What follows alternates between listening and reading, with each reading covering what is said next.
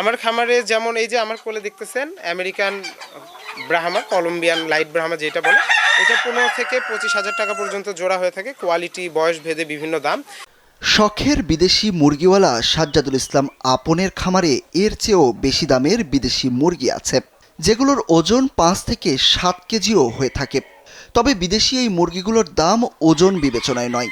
আপনের খামারে সাইজে অনেক ছোট মুরগির দাম রয়েছে 20 থেকে 30,000 টাকা। করোনাকালে মুরগি পালন শুরু করেছিলেন আপন। এখন তিনি পড়াশোনার পাশাপাশি পুরো দস্তুর খামারি। এলাকায় শখের মুরগিওয়ালা হিসাবে বেশ পরিচিতি তার, কারণ এটিই তার ফেসবুক পেজের নাম।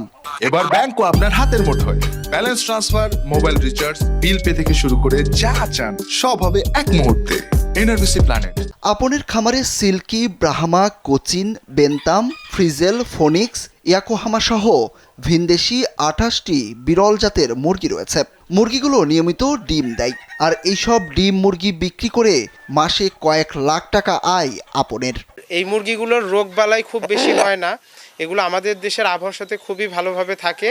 আমাদের কাছে আছে Brahma, silkie, Cochin, bantam, phoenix, Yokohama, frizzle, Polish cap, Polish frizzle, Sebright, Serama সহ 28টি প্রজাতির মুরগি আছে। এখন পর্যন্ত কোনো ইনভেস্টমেন্ট আমার করতে হয়নি। শুধু আম্মুর থেকে যে 1.5 থেকে 2,000 টাকা ধার নিয়েছিলাম, ওই টাকা দিয়েই আমার পুরো যে ফার্ম এখন দাঁড়ায় আছে এটা ওটার ওপরেই। বগুড়ার গাবতলী উপজেলার কলেজ রোডে এই তরুণ উদ্যোক্তার বাড়ি। বাড়ির আশেপাশে গেলেই কানে আসে মুরগির ডাক। গাবতলীর কলেজ পাড়ায় গিয়ে মুরগিওয়ালার খোঁজ করলে সবাই আপনের বাড়ি দেখিয়ে দেয়। আপন জানান এই খামার থেকে ভালো রোজগার হয়, রেখেছেন কর্মচারীও। আমি আসলে পরিচিত শখের মুরগিওয়ালা হিসেবে। আমি অনার্স 3য় বর্ষের একজন স্টুডেন্ট। আমার মুরগিগুলো আমাকে অনেক কিছু দিয়েছে, যেমন এখন আমার নিজের পড়ালেখার খরচ প্লাস পারিবারিক যে খরচ আছে সেগুলো আমি নিজে চালাই। আমার ছোটো ভাইয়ের পড়ালেখার খরচও আমি এই মুরগি বিক্রি করে সেখান থেকে আমি চালাই। আর আমি এটা মনে করি যে আমার এখন চাকরির দরকার নেই, কেননা আমার আন্ডারে এখন 8 থেকে 10 জন বেকার যুবক কাজ করছে। আপনের এই খামারে সময় দেয় তার ছোট ভাইও। পড়ালেখার পাশাপাশি খামার নিয়েই থাকেন তারা দুই ভাই। এতে তাদের লেখাপড়ার খরচ জোগানোর পাশাপাশি অবদান রাখতে পারেন পরিবারেও।